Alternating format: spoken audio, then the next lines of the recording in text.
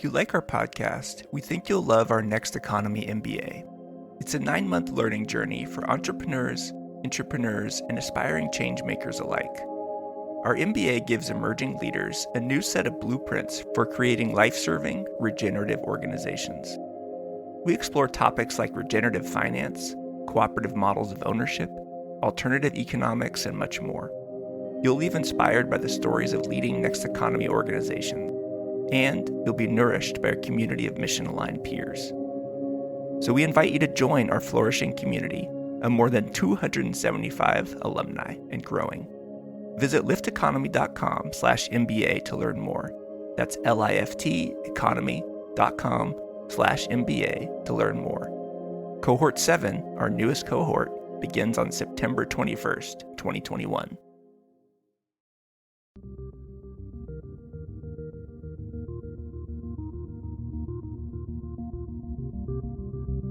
Welcome to Next Economy Now.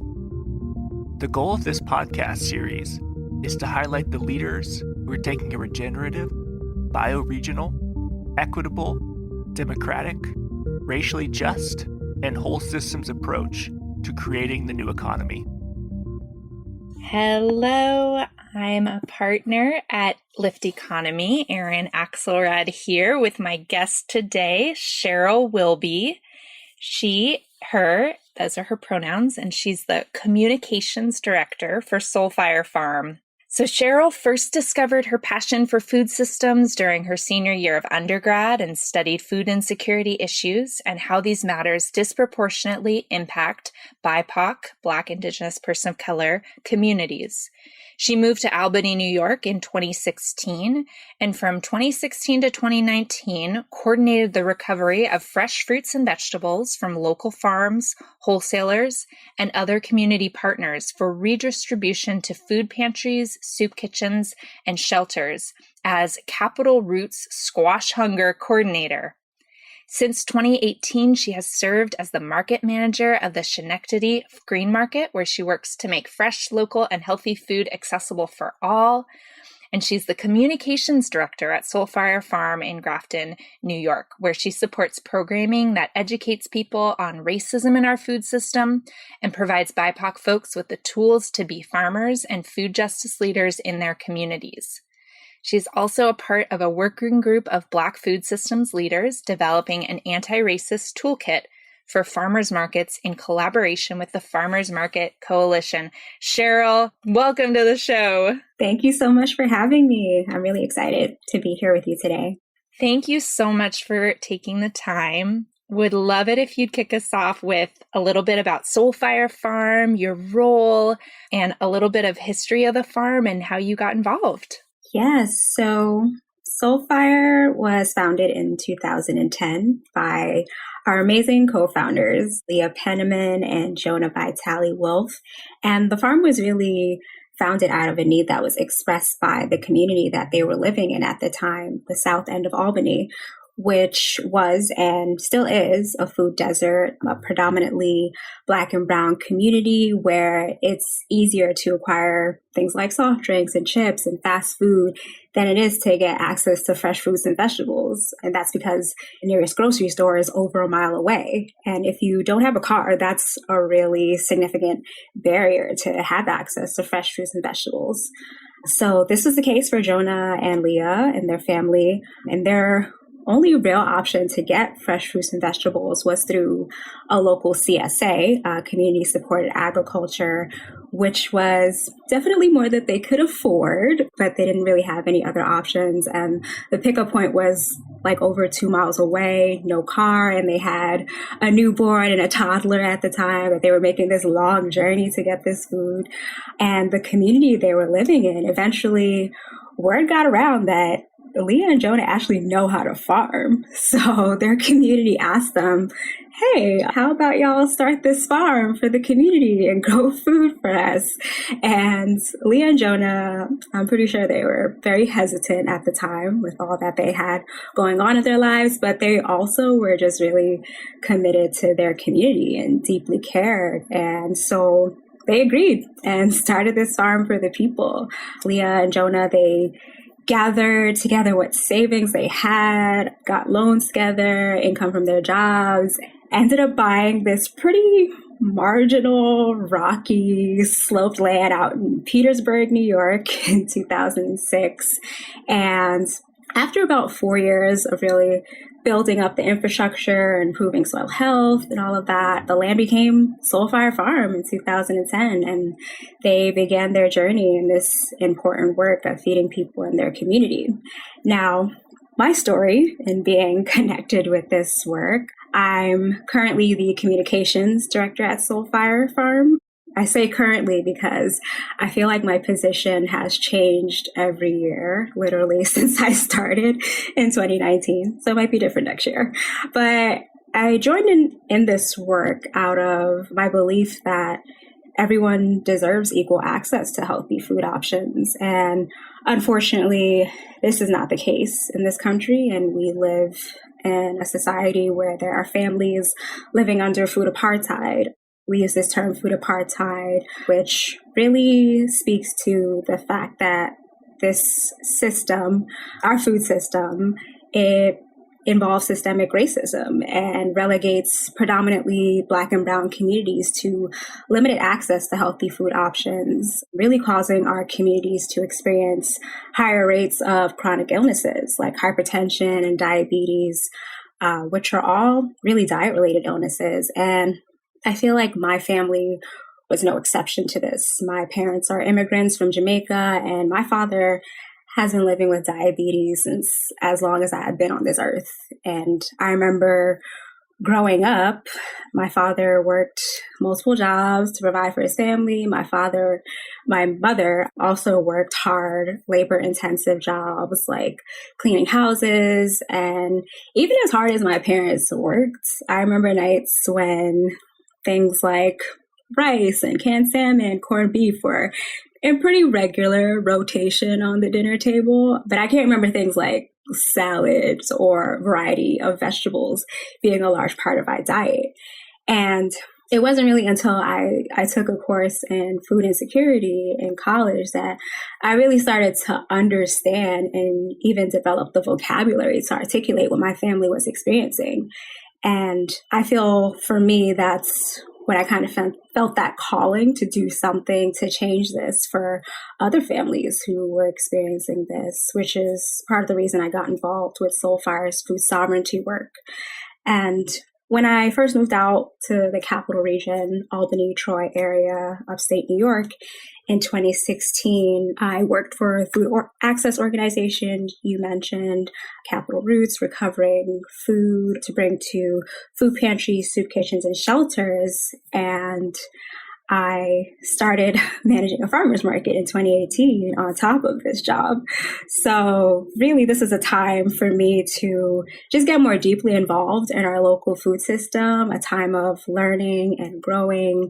In these jobs that I had, I noticed a pattern where the farmers that I was recovering food from were white farmers, and the people that I was recovering this food for were often folks living in low-income communities, and they were Black and Brown. So I feel like it was that line of questioning and realization that kind of led me to the work that I'm doing at Soulfire and wanting to be in that space, because it really became important to me to not only work for an organization led by Black, Indigenous people of color, but work for an organization that was really centering BIPOC in this movement for food justice and just working towards Black and Brown folks achieving equity and access to land and power in the food system.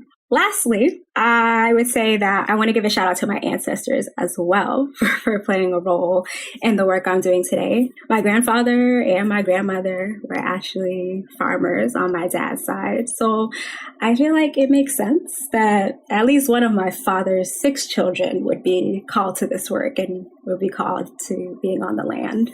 Thank you for all of that and bringing our ancestors into this discussion. Your ancestors, I'm thinking about all of our listeners and maybe encouraging them to take a moment to bring them into this conversation and maybe trace back in their lineage where farming happened or where connection to the land happened. You spoke a little bit about, I would love to double click on the experience of working with a BIPOC-led organization and wondering if you have a point of comparison. Have you worked in organizations that don't have that leadership, and how your experience has been different or why that's so important to you?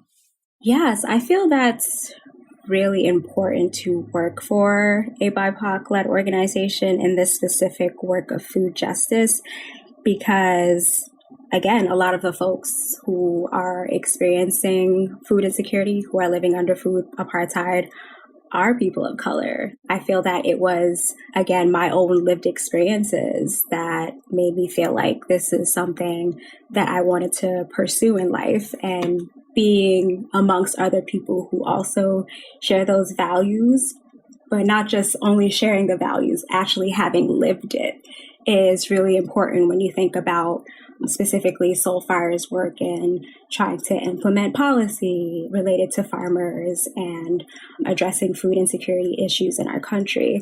It's really important that the experts when it comes to that work are the people who actually experienced it. That's the way that you're really going to get the best policies to come forward that really speak to what the people need, because it's led by the people.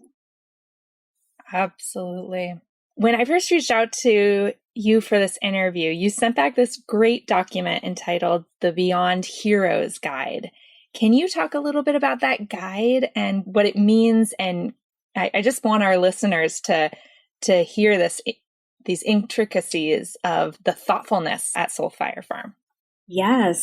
So our organization is pretty well known for our food justice work, and because of that, we often receive a flood of media and booking requests coming our way. And with those requests, we definitely noticed a pattern of folks really only wanting to speak to the co-founders, particularly Leah. And I mean, Leah is only one human holding so many different things, including managing a whole farm. And just also there are so many other amazing organizations out there doing this food justice work that also deserve recognition and are really incredible experts in this work. So I feel that the Beyond Heroes Guide was created with a lot of those themes in mind, where we're trying to shift media away from the hero narrative, this idea that the founder is the only one doing all of this work.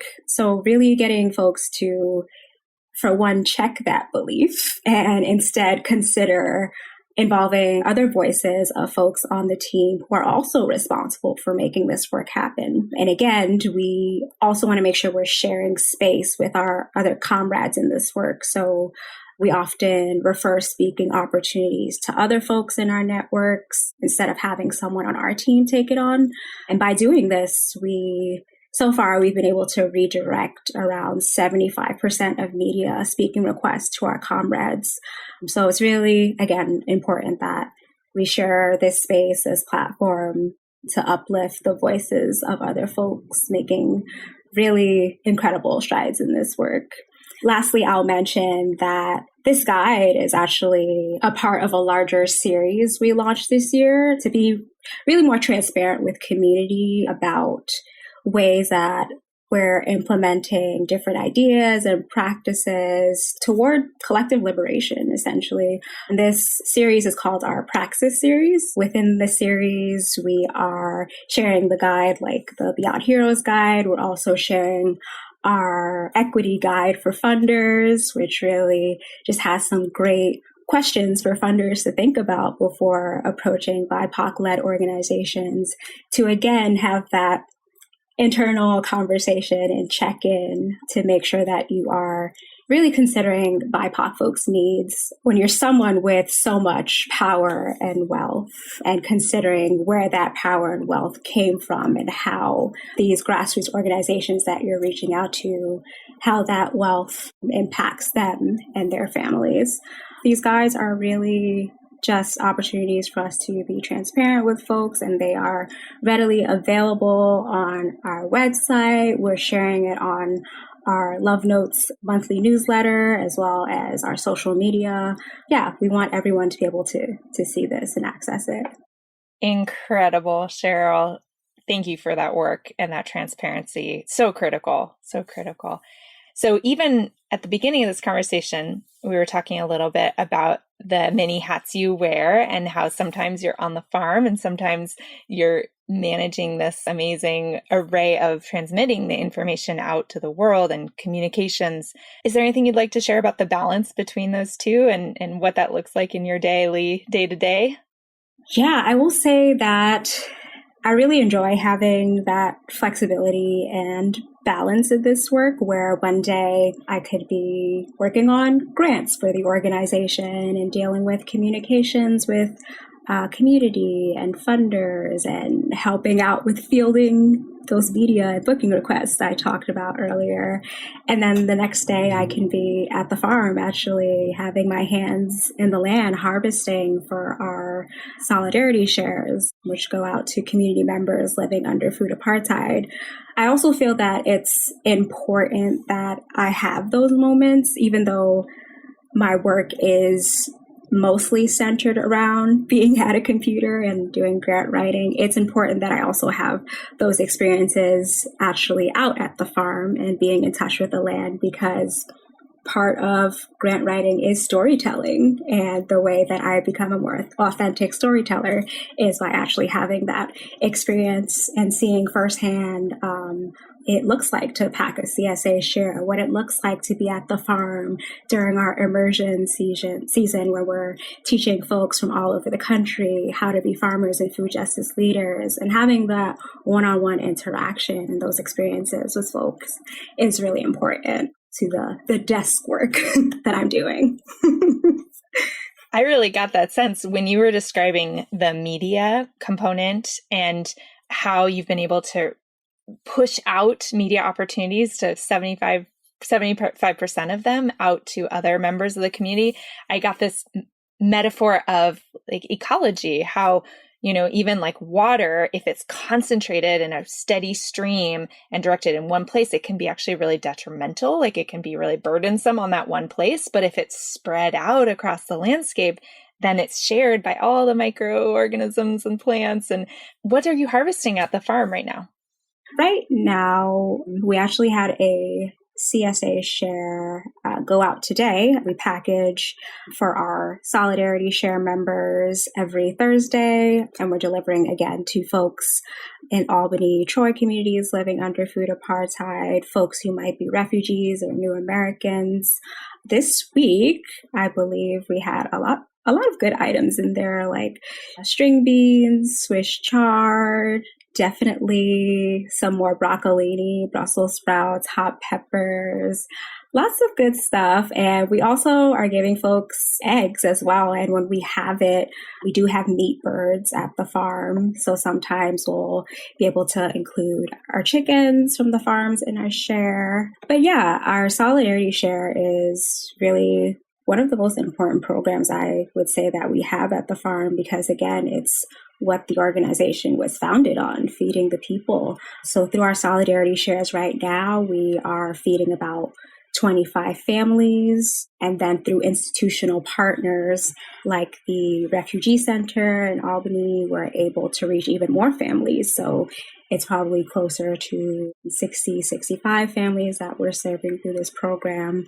And prior to COVID-19, it was actually a sliding scale model where, folks who could afford it pay the higher end of what a share would cost, and folks would pay the actual cost of the share if they're able to afford it. And then those who didn't have the means to afford the cost of the share would pay a little bit lower than market value.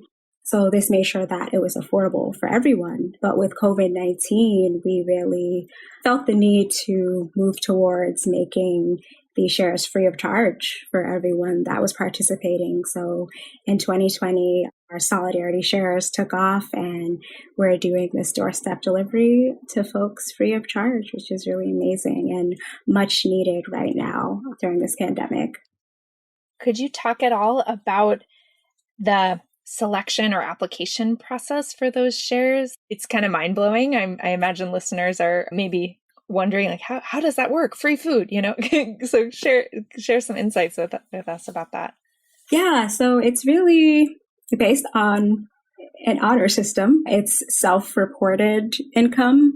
So if you tell us that you are making below minimum wage, then we're going to believe that is the case. And we're prioritizing people who might be living in a home with other people that they're providing for, and they might have lost their job, or they have a job, but it's not paying them enough. Again, prioritizing low-income populations, people who are new to this country, refugees, immigrants. We are really looking for folks who fit that description to be the people that we are really trying to get this food to.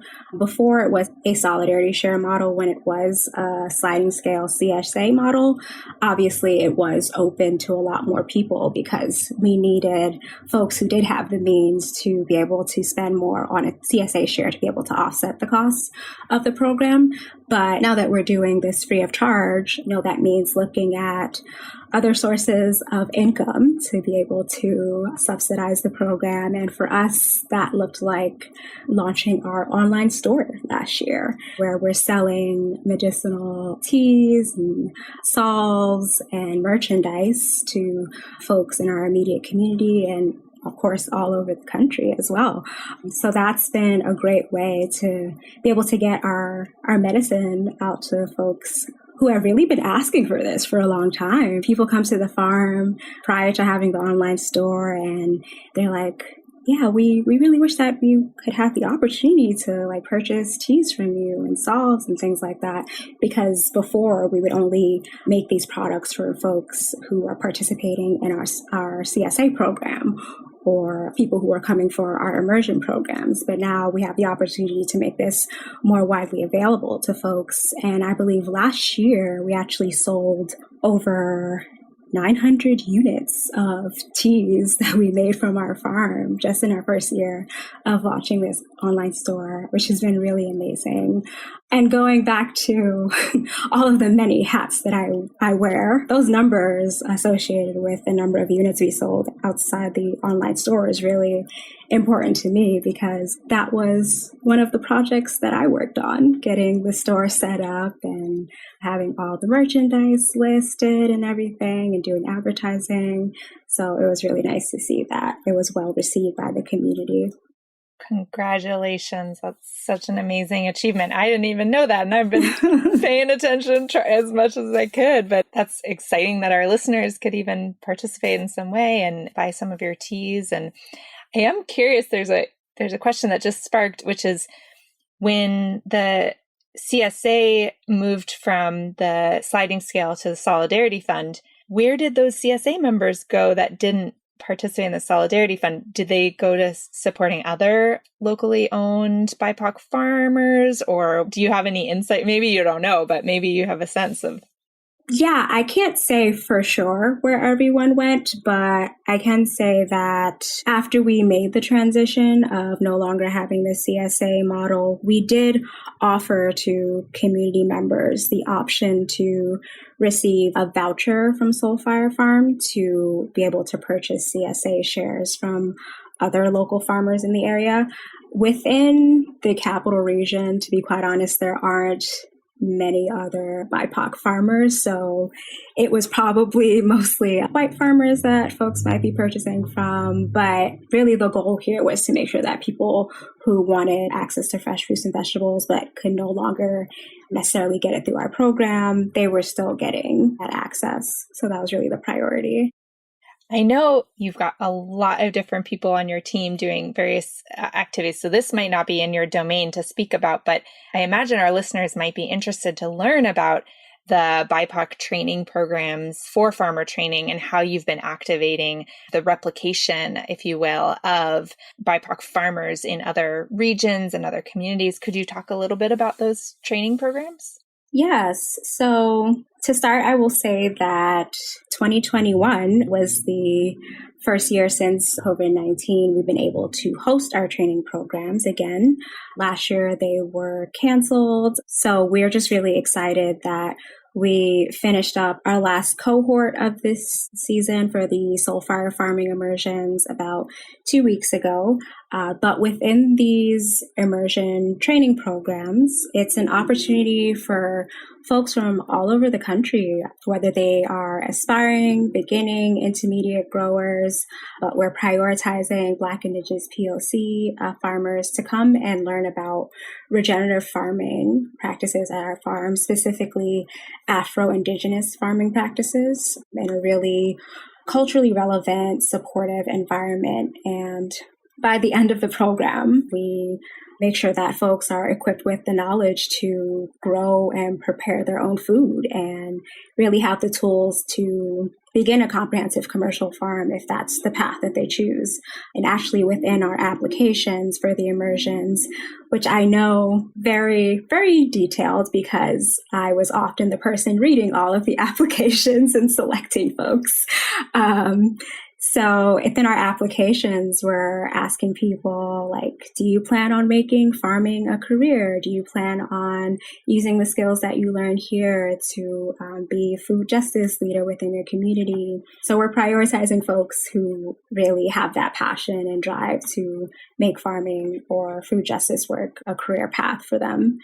And yeah, it's also a place where we're trying to make sure that folks are in an environment where they can have that connection and healing on land. It's really important that we incorporate that into our curriculum, considering the trauma really rooted in oppression on land and just really taking steps toward folks who leave the program feeling like they have personal food sovereignty is a really important part of the work that we're doing with our farming immersions. And we also have an option for people who have participated in the immersions previously to come back as trainers through our Train the Trainer program.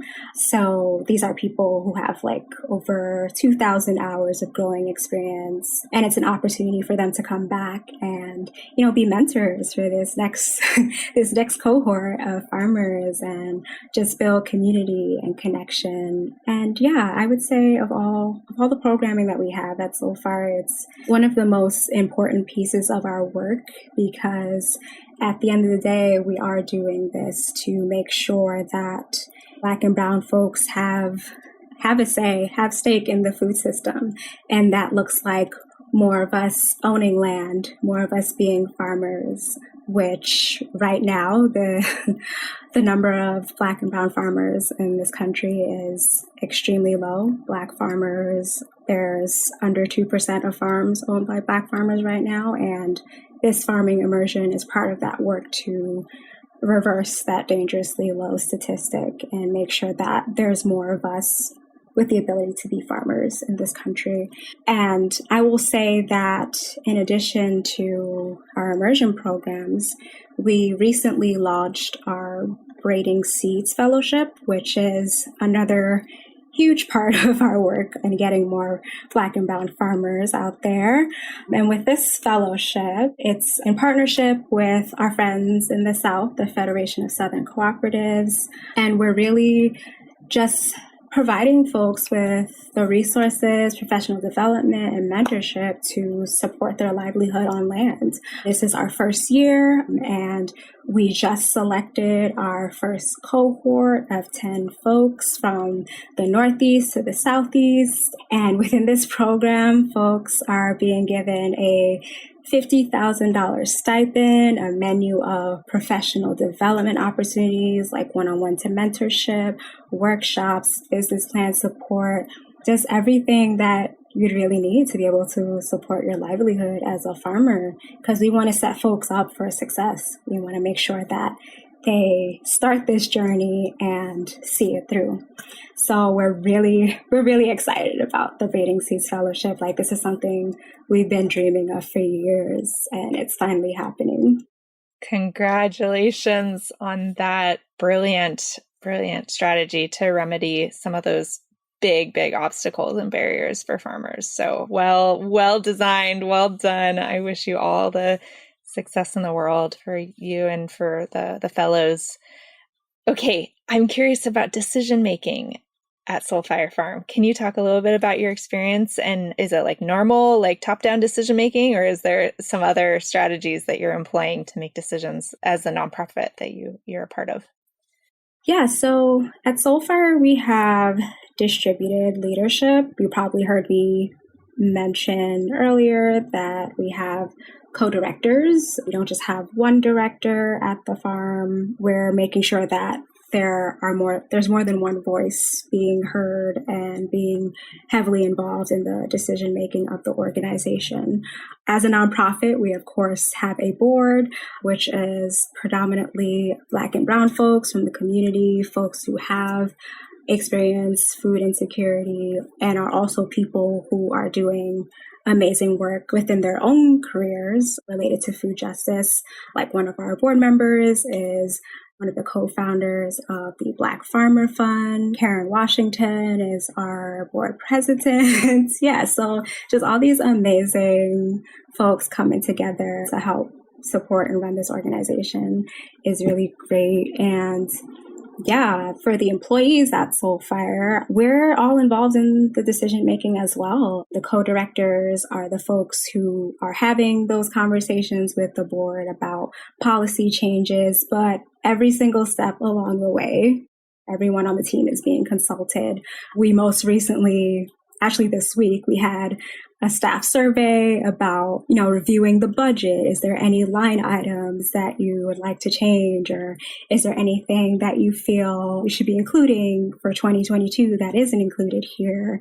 What are different ways that we can be changing our culture to make sure that everyone has a healthy work-life balance? Like, it's really amazing to me as someone who has come from nonprofits where my voice was never considered, that I'm included in all of these really important things that directly impact me. And I just feel very honored and grateful that I work for an organization that actually cares what I have to say about those things. So yeah, it's definitely distributed leadership. Everyone's voice is included.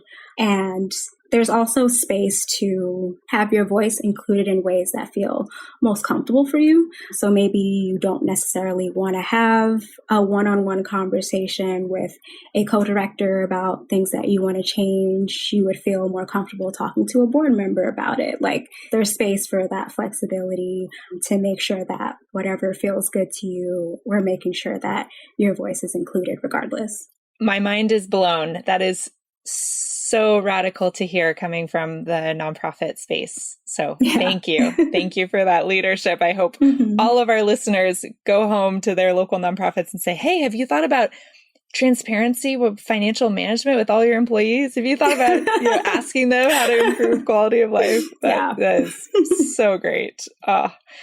Just a couple of last questions. I know we need to wrap. You've shared so much of your beautiful insights and time with us. I'm curious what you're challenged by right now. Like, what are some maybe 2 or 3 things that are keeping you up at night? Or like, what are some challenges that you experience in this role? I feel that my number one challenge that I've always struggled with since day one is this feeling that I'm never doing enough, where a very small team. So as I've mentioned before, there's pretty much a lot of demand for our time, constantly requests for support, and it can be easy to fall into that trap of saying yes to everything and overextending yourself because you're just really personally connected to this work and you care so much, sometimes to your own detriment.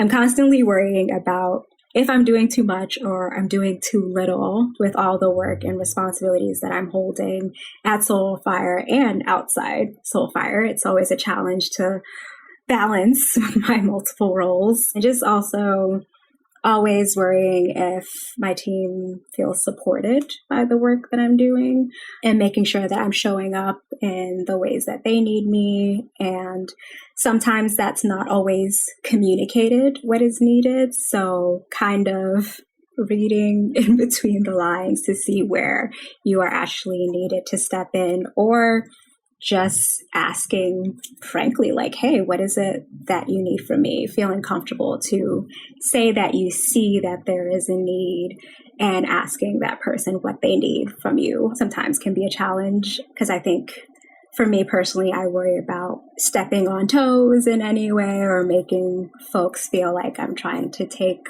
work from them, when really I just want to help. Just let me know what you need.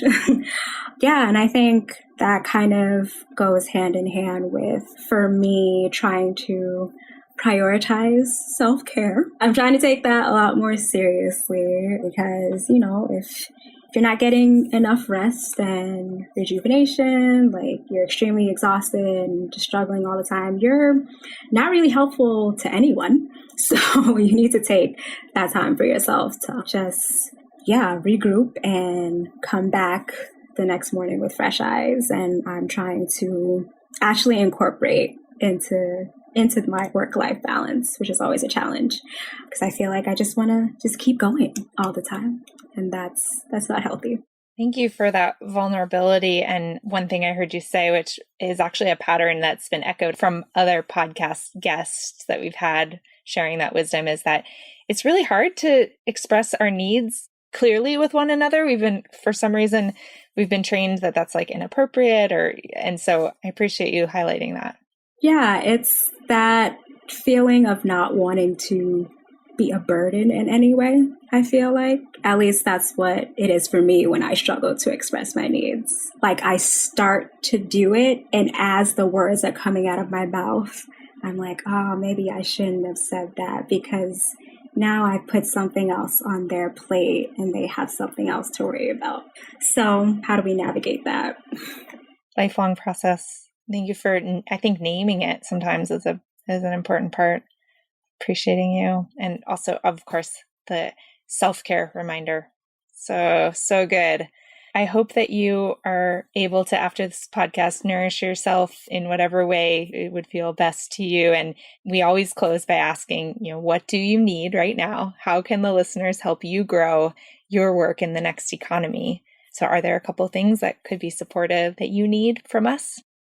Well, thank you for asking. I feel that my request for support is going to be centered around supporting Soulfire and the work that we're doing. If it's within your means, if you can donate to our work, we're gearing up to start thinking about 2022 planning for programming and immersions, our solidarity shares. So you can find more information about that on our website. And I would say it also is helpful to us when folks considering supporting other BIPOC-led food and farm-based organizations. Again, on our website, we have a list of other BIPOC-led orgs doing similar work, like the Northeast Farmers of Color Network, folks who are working on a permanent and secure land tenure for BIPOC land stewards. They also host the reparations map, which can be found on our website as well, which is an opportunity for folks with resources, whether that be money, land, to connect with people who are aspiring Black, Indigenous, POC farmers who might be looking for these types of support, to offer that to folks as reparations. So it would be great if you could check that out. Also, I would love for folks to check out our food sovereignty action steps, also on our website, for ways that individuals and organizations, institutions can really take steps towards dismantling racism in our food system. So I'll close by saying that, you supporting other folks in our ecosystem, other BIPOC food justice organizations and leaders, that also supports us too. Beautifully said, Cheryl. Thank you so much for sharing with us today all of your insights and wisdom. Well, not all of it. I'm sure there's a lot more, but some of it, even just the little bit that you shared today. And it's been such a pleasure to have you on. I can't wait to see how the Braiding Seeds Fellowship goes and to continue to follow your work. We're so inspired by you all. So thank you. Awesome. Thank you so much. And it was really nice chatting with you today. Next Economy Now is a production of Lift Economy. To listen to all of our episodes, go to lifteconomy.com/podcast. That's LIFT economy.com/podcast. You can also sign up for our monthly newsletter at lifteconomy.com/newsletter. Please also rate and review our podcast on iTunes, Spotify, Stitcher, or wherever you get your podcasts. Thanks for listening.